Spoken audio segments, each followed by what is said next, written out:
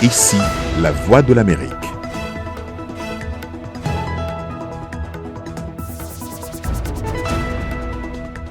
Bonsoir à tous, ravi de vous retrouver pour cette nouvelle édition de votre journal. Dans l'actualité ce soir, le coronavirus toujours au cœur des préoccupations alors que de nombreux pays tentent de reprendre une activité normale. L'Union européenne appelle ses membres à rouvrir leurs frontières intérieures.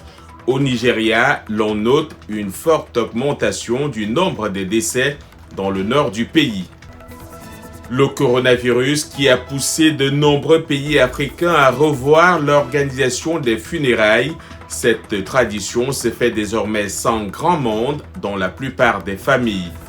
Dans ce journal, nous parlerons de la présidentielle de 2020 ici aux États-Unis.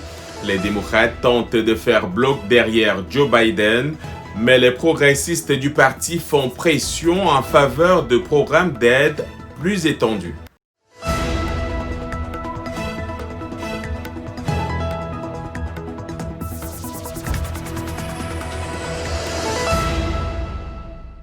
Une fois encore, bonsoir. Le Niger affirme ce mercredi qu'au moins 75 terroristes de Boko Haram ont été tués lundi dans 2 opérations militaires dans le sud-est du pays et en territoire nigérian, un bilan qui n'a pas pu être vérifié de sources indépendantes. D'après le ministère nigérien de la Défense, un groupe de 25 terroristes a été tué dans la grande ville de Difa, et une cinquantaine d'éléments ennemis ont été neutralisés dans la zone du lac Tchad sur le territoire du Nigeria. Les 2 opérations ont été menées par la force régionale de lutte contre les djihadistes. Pendant ce temps, en RDC, la présidence a annoncé hier soir la désignation d'un intérimaire à la place du directeur de cabinet du chef de l'État, Vital Kamerhe, au lendemain de l'ouverture de son procès pour corruption présumée. Consécutivement à l'empêchement circonstanciel de M. Kamerhe, le président Félix Tshisekedi a chargé son directeur de cabinet adjoint Désiré Casimir Kolongele et Bérand d'assumer l'intérim, indique un communiqué lu sur la chaîne publique RTNC par un porte-parole du chef de l'État congolais. Par ailleurs, 4 civils, dont 3 femmes, ont été tués par les combattants ADF lors d'une attaque survenue mardi soir dans le village de Bonga Chuluna, au nord de la localité d'Eringeti, dans le territoire de Beni. L'Agence des Nations Unies pour les réfugiés avertit que la violence en cours dans l'est de la République démocratique du Congo pourrait avoir des conséquences terribles pour le pays dans sa lutte contre le Covid-19. Dans cette partie du pays où le conflit a causé le déplacement de millions de personnes, la violence et surtout l'insécurité pourraient rendre plus difficile l'accès des déplacés aux services de santé publique. Les explications d'Abdourahmane Dia. Dans ce camp de déplacés de Beni, dans l'est de la RDC, ces personnes se font consulter par des travailleurs humanitaires. Ces derniers sont en mission de sensibilisation contre la nouvelle menace qui guette la région, le nouveau coronavirus. Parmi les mesures de prévention prises par le HCR, un contrôle de température au point d'entrée des camps et des centres de transit. Aussi, dans le but de réduire les contacts physiques, le HCR utilise des téléphones portables pour transférer des fonds aux personnes déplacées. Plus de 5 900 ménages ont déjà reçu des téléphones portables et des cartes SIM. Cela m'aidera beaucoup. J'achèterai une couverture. J'ai un petit garçon du nom de Kapula. Il ne parle pas. Tous nos biens ont été volés dans la maison. J'avais aussi utilisé cet argent pour lui acheter des vêtements parce que nous n'avons rien. Pour le HCR, la lutte contre le Covid-19 est juste un nouveau combat qui vient s'ajouter à une liste déjà longue dans cette partie troublée de la République démocratique du Congo. Ce qui nous inquiète, c'est de veiller à ce que, bien que nous soyons à juste titre tellement concentrés sur les Covid et la lutte contre cela, que nous n'oublions pas les autres types de crises qui sont très graves. La RDC, qui espérait se défaire de l'épidémie d'Ebola, a récemment enregistré un nouveau cas. Les autorités sanitaires doivent donc faire face à 2 maladies contagieuses et mortelles en même temps, alors qu'il n'y a pas de répit dans les attaques des groupes armés dans cette partie du pays. Plus de 5 millions de personnes ont été forcées de fuir leur domicile. Et puis le nouveau coronavirus a officiellement fait plus de 2500 morts en Afrique. Le continent est jusqu'à présent relativement épargné par la pandémie, mais des experts recommandent la vigilance. Au Nigeria, par exemple, on a pu constater une forte augmentation du nombre de décès, pour la plupart inexpliqués, dans le nord de ce pays le plus peuplé d'Afrique, ce qui fait craindre une forte propagation du coronavirus dans cette région. Au cours du dernier mois, Kano, la ville la plus peuplée du Nord, avec près de 10 millions d'habitants, 10 millions d'habitants, qui n'enregistrent officiellement que 32 décès dus à la maladie du COVID-19, a été témoin de centaines de morts, en particulier parmi les personnes âgées. Dans toute l'Afrique, des traditions culturelles séculaires lors des funérailles ont été abandonnées à cause de la pandémie du nouveau coronavirus.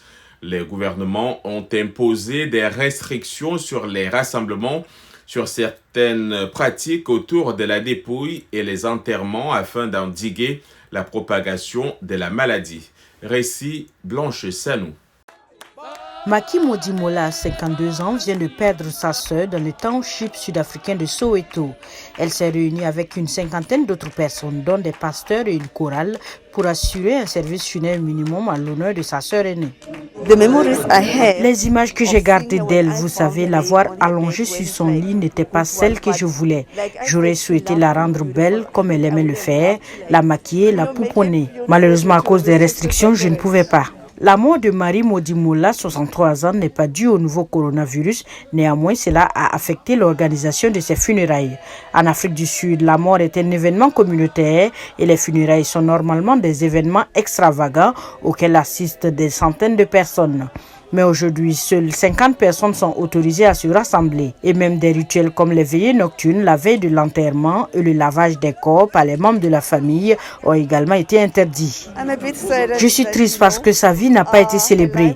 Les gens qui l'ont connue et aussi certains proches n'ont pas pu venir lui dire adieu. Les philosophes et les théologiens disent que le fait de ne pas pouvoir assister à un enterrement peut laisser certains dans l'incapacité d'accepter un décès avec un sentiment de culpabilité.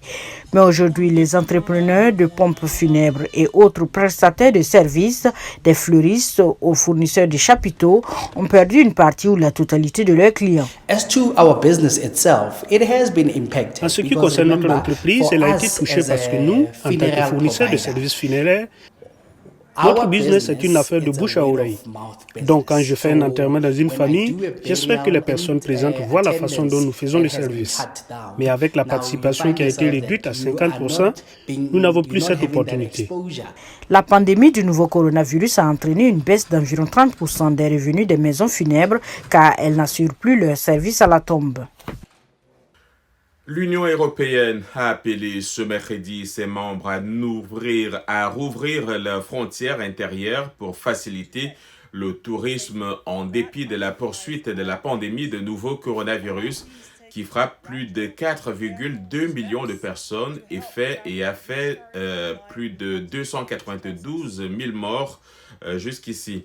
L'Allemagne annonce viser une levée à la mi-juin des restrictions de circulation mises en place à ses frontières, ajoutant que ses voisins français, autrichiens et suisses avaient le même objectif. En Chine, la vaste agglomération de plus de 4 millions d'habitants de Jilin, dans la province du même nom, frontalière de la Corée du Nord, a placé mercredi ses habitants en confinement partiel après l'apparition de nouveaux cas de COVID-19, faisant craindre une deuxième vague d'épidémie.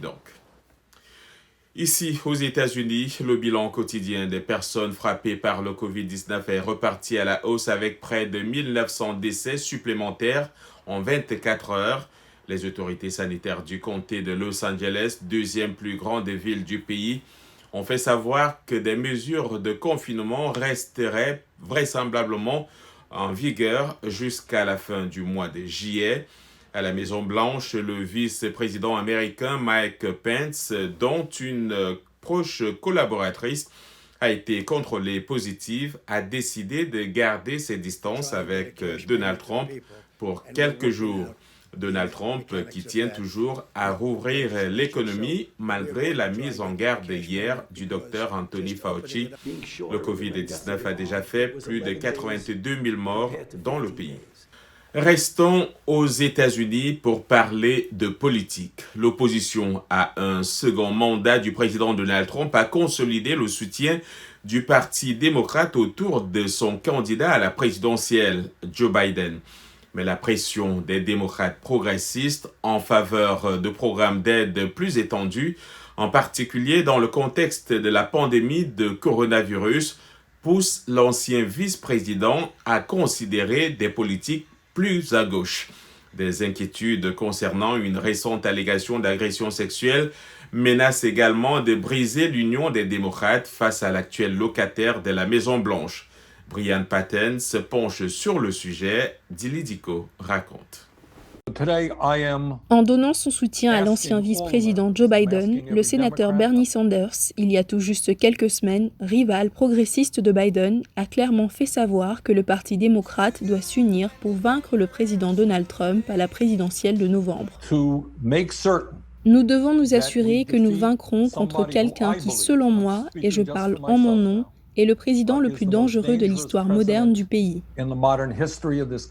Cependant, des législateurs progressistes comme la députée Alexandria Ocasio-Cortez restent encore divisés en raison de l'opposition de Biden aux propositions de soins de santé financées par le gouvernement et à l'assistance sociale pour les Américains de la classe ouvrière. Ce que je souhaite, au strict minimum, c'est une aide qui étende les soins de santé aux jeunes.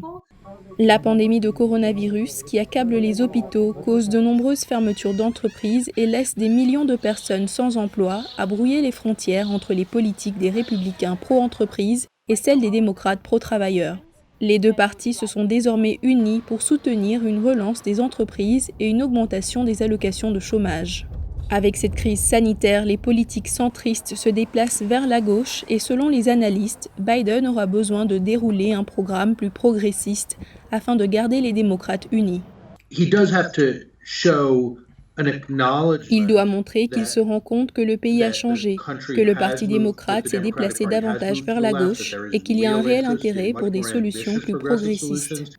D'autre part, une récente allégation d'agression sexuelle contre Biden pourrait également provoquer des remous au sein du Parti démocrate. Biden a fermement démenti l'accusation de Tara Reade, une ancienne employée du Sénat, ayant déclaré que le candidat l'a agressée dans les années 90. Les observateurs estiment que des incohérences dans les propos de Reade affaiblissent l'allégation et de nombreux collègues de Biden sont venus à sa défense. Les analystes prédisent que Donald Trump cherchera probablement à diviser le Parti démocrate pour tenter de remporter un second mandat, malgré la crise sanitaire et le sévère ralentissement économique. Vous regardez Le Monde aujourd'hui en direct de Washington et c'est sur VOA Afrique.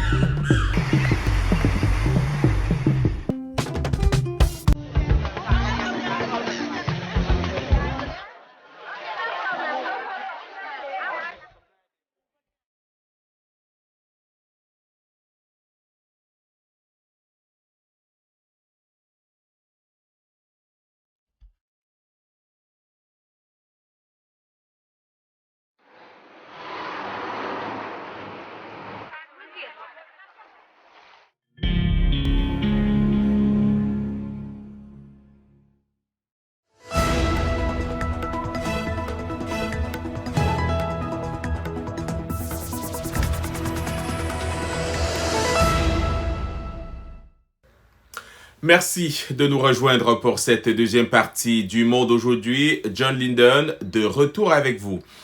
Ouvrons par notre nouvelle série « À quand la reprise ?» qui met en exergue les difficultés que rencontrent les citoyens africains à s'adapter aux nouvelles réalités que leur a imposées la pandémie du nouveau coronavirus. Certains de ces citoyens reprennent leurs activités, d'autres peinent à redémarrer. Aujourd'hui, nous partons à Dakar au Sénégal pour rencontrer Tahirou Sidibé. Il est entrepreneur et la principale activité à laquelle il s'attelle est l'élevage des poulets.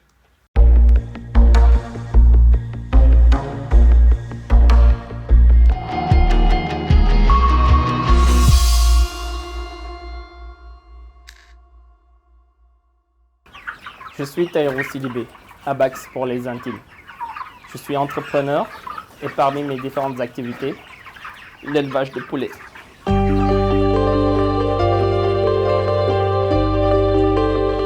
Il y a eu une récession énorme des ventes. Comme vous le voyez, on fait des bandes de 300 poussins, on élève. Une fois arrivé à terme, c'est-à-dire à partir de plus de 2 kg sur pied, on commence à les vendre. Et nos principaux clients sont des supérettes, des restaurants. Et malheureusement, ils sont quasiment tous fermés en ce moment. Derrière eux, on a aussi la vente de proximité dans le quartier. Les familles qui faisaient avant chaque 2 jours ou 3 jours venaient acheter des poulets, on achète de moins en moins. Maintenant, ça passe à 1 fois par semaine. Ça se comprend parce que les salaires ne suivent plus, les moyens ne suivent plus. Les gens ont du mal à trouver de l'argent comme ils le faisaient avant. Avant le Covid, j'arrivais à vendre mensuellement 300 à 500 poulets, moi. Aujourd'hui, depuis le Covid, surtout depuis le 2e mois, on a du mal à vendre 100 poulets mois. Ce qui fait qu'aujourd'hui, il faut savoir comment vivre, pour pas dire entre guillemets comment survivre. Je me rabats sur mes talents d'infographe parce que je continue toujours à faire de la communication numérique pour des clients qui ont besoin de logos, de chartes graphiques et tout. On continue à leur faire. Derrière, c'est l'élevage de poulets qui est un peu plombé, qui a du plomb dans l'aile si vous voulez passer l'expression. Voilà comment on essaie de survivre pendant cette période. J'ai réduit les bandes. Quand je parle de bandes, je parle d'arrivage de poussins d'un jour. Entre 45 jours, j'avais 3 fois 300 poulets. Tout en sachant que je prenais 350, en me disant qu'il y a la mortalité dedans et la consommation de la maison dedans, parmi les 50 là. Donc j'arrivais à faire 900 poulets en production en 45 jours. Aujourd'hui, ce que je fais, c'est en 1 mois ou 45 jours, 300 au maximum. Ma production est passée à 1/3. Je ne sais pas pour les autres éleveurs, mais personnellement, je n'ai reçu aucune aide. Et moi, en tant que citoyen, je ne m'attends à rien, franchement. Parce que qui s'attend à quelque chose s'expose à une déception. Et je préfère pas m'attendre de quoi que ce soit venant de la part de qui que ce soit. Je préfère faire mon petit bonhomme de chemin tout seul. Il faut savoir être, je me dis, polyvalent, savoir s'adapter selon les cas de figure qui existent. Sinon, on est dans un mois béni. Tout ce qu'on fait, c'est prier, prier et demander au bon Dieu de nous aider à sortir de cette pandémie le plus tôt possible.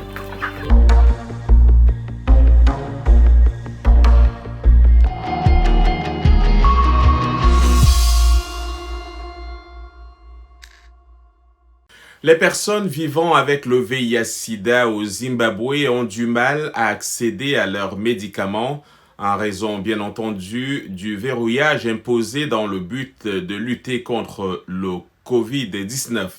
Des restrictions que le gouvernement... Danizo Firé et son mari, qui sont séropositifs, ont déclaré qu'en raison des mesures de confinement imposées par le gouvernement du Zimbabwe, ils éprouvent des difficultés à se réapprovisionner en prescriptions indispensables.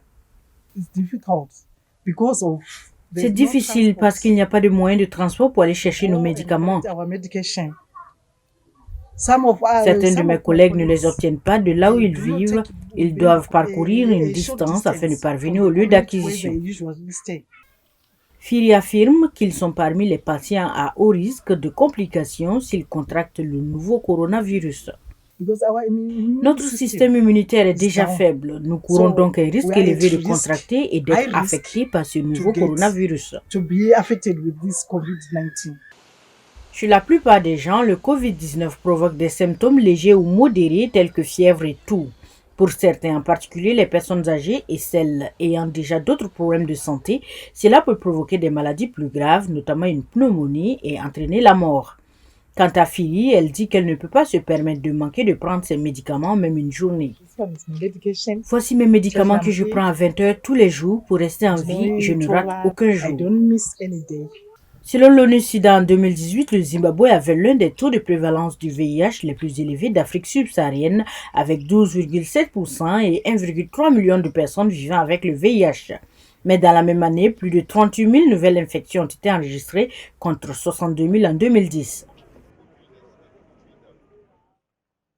Pendant ce mois de Ramadan, les déplacés somaliens font une collecte d'argent afin d'acheter des denrées pour leur dîner iftar. Les repas marquant dans la rupture du jeûne suite à la propagation du nouveau coronavirus dans le pays. Le secteur informel est devenu quasi inexistant et les déplacés du camp de Chabel à Mogadiscio ont vu leurs conditions de vie se détériorer à mesure que le travail occasionnel a disparu et que les prix des aliments ont fortement augmenté. Les précisions avec Dili Diko. Dans ce camp de déplacés, les femmes s'attellent à préparer l'iftar, un repas du soir au cours duquel les musulmans rompent le jeûne. Mais elles ne se contentent pas de cuisiner pour leur famille. Grâce à une petite collecte d'argent, elles font à manger pour toute leur communauté, une manière de rester solidaires en pleine pandémie de coronavirus. Quand le coronavirus a fait son apparition dans le pays et que les gens ont cessé de sortir pour aller travailler, nous avons commencé à collecter 50 centimes, $1, voire 2. Ainsi le soir, nous partageons l'iftar, nous mangeons ensemble et ensuite nous repartons chez nous. Bien que les autorités somaliennes aient recommandé aux populations de faire de la distanciation sociale et de se laver les mains pour éviter la propagation du coronavirus, en Somalie, ces deux recommandations sont pratiquement impossibles à satisfaire.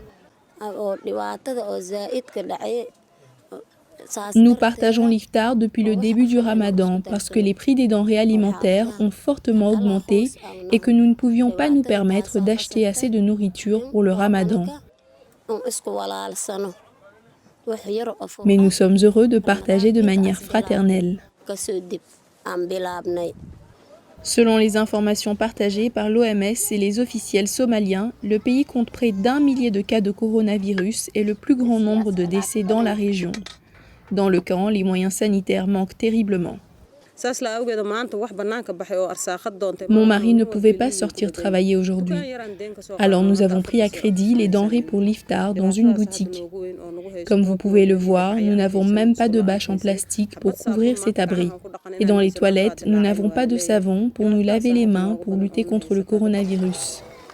En Somalie, les prix des aliments de base comme le riz, le sucre et le lait sont désormais très élevés et les Somaliens imputent la hausse à la crise de coronavirus. Dans les camps, les déplacés continuent à prier pour avoir un peu de répit.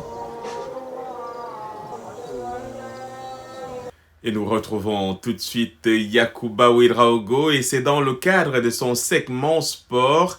Et on commence, Yacouba, par le basket. Bonsoir à tous, je vous propose cette rubrique sportive dans ce petit plateau de basketball. Nous commençons d'ailleurs par la balle au panier avec des nouvelles de la NBA. Ça se tiraille toujours sur la reprise ou pas de la saison suspendue. Le commissaire de la NBA, Adam Silver, a déclaré que le championnat pourrait redémarrer en juin. La Ligue cherchant à jouer dans un ou deux endroits, Orlando et Las Vegas, étant les principaux prétendants. Silver a signifié que la Ligue pourrait finir par jouer sans supporters dans les tribunes en 2021. Il dit vouloir des tests quotidiens pour tous les joueurs et une mise en quarantaine immédiate de ceux dont le test au virus du Covid-19 sera positif. Il a ajouté que les 30 franchises se sont engagées à reprendre le jeu et que la Ligue se penche sur un minimum de 3 semaines d'entraînement avant le redémarrage. De son côté, l'ancien joueur vedette des Los Angeles Lakers, Shaquille O'Neal, plaide pour l'abandon définitif de la saison 2019-2020 du championnat NBA. Nous restons ici aux États-Unis pour revenir sur le sacre du Français d'origine camerounaise Francis Ngannou en MMA, entendez arts martiaux mixtes. C'était samedi dernier au Veterans Memorial Stadium de Jacksonville en Floride. Francis Ngannou n'a eu besoin que de 20 secondes pour mettre KO Jairzinho Rozenstruik de Suriname. En l'absence de fans, ce KO de Ngannou s'est déroulé dans un silence absolu, lui donnant plus l'air d'une agression dans une ruelle que d'un véritable moment sportif emblématique. Mais n'empêche, cette victoire diffusée en direct sur la télévision ESPN marque le premier événement sportif majeur ici aux États-Unis depuis que le nouveau coronavirus a mis le monde sportif à l'arrêt il y a 2 mois. Football sur le continent, le Burundi va reprendre son championnat à partir du 21 mai, soit 1 mois après la suspension de la dernière compétition du ballon rond sur le continent. Cette décision a été prise par les autorités pour permettre la tenue de rassemblements politiques dans les stades avant les élections générales prévues le 20 mai. La Fédération burundaise de football a aussi annoncé que les demi-finales et la finale de la Coupe nationale se dérouleront à partir du 23 juin. Certains pays comme la Guinée, le Burkina Faso, le Niger, l'Angola ou le Kenya ont définitivement arrêté leur saison 2019-2020. D'autres comme le Mali, le Maroc espèrent continuer dans les mois à venir. Au Maroc, justement, le sélectionneur Vaïd Alilozic verra son salaire réduit de moitié. Ainsi en a décidé la Fédération royale marocaine de football après une réunion extraordinaire consacrée aux conséquences de la suspension des championnats de football. Tous les entraîneurs des équipes nationales ont accepté des réductions de leur salaire allant de 20 à 50%. La Fédération a aussi approuvé un plan d'aide aux arbitres dans un contexte où 95% d'entre eux n'ont plus de revenus. En Europe, la Bundesliga allemande va reprendre ce samedi 16 mai à huis clos pour sa 26e journée avec le derby de la Ruhr Dortmund-Schalke 04. Le leader Bayern Munich, qui compte 4 points d'avance sur Dortmund après 25 journées, jouera dimanche à Berlin contre le promu Union. Le championnat allemand sera ainsi le premier grand championnat européen à se relancer sans spectateurs après 9 semaines de pause forcée à cause du coronavirus. Il va être suivi en juin par la Liga espagnole, dont des clubs comme le Real Madrid et le FC Barcelone ont repris les entraînements cette semaine. En athlétisme, par contre, le risque d'une saison blanche est élevé. La finale de la Ligue de Diamant, circuit majeur de l'athlétisme mondial prévu du 9 au 11 septembre à Zurich, et le meeting de Londres prévu les 4 et 5 juillet ont été annulés à cause de la pandémie. Ces 2 annulations s'ajoutent au report de toutes les réunions de la Ligue de Diamant programmées en avril, mai et juin. Tout cela renforce les craintes d'une saison blanche pour l'athlétisme, déjà privé cette année des Jeux Olympiques de Tokyo et des Championnats d'Europe à Paris. Il ne reste plus que 4 dates encore maintenues dans le calendrier de la Ligue de Diamant. Monaco en juillet, Shanghai et Gateshead en août et Bruxelles le 4 septembre. Voilà, c'est tout pour cette rubrique sportive que j'ai eu le plaisir de vous présenter. On se retrouve le mercredi prochain. Bye bye. Et c'est la fin de ce journal. Merci pour votre fidélité à VOA Afrique. Portez-vous bien, protégez-vous et passez une excellente soirée.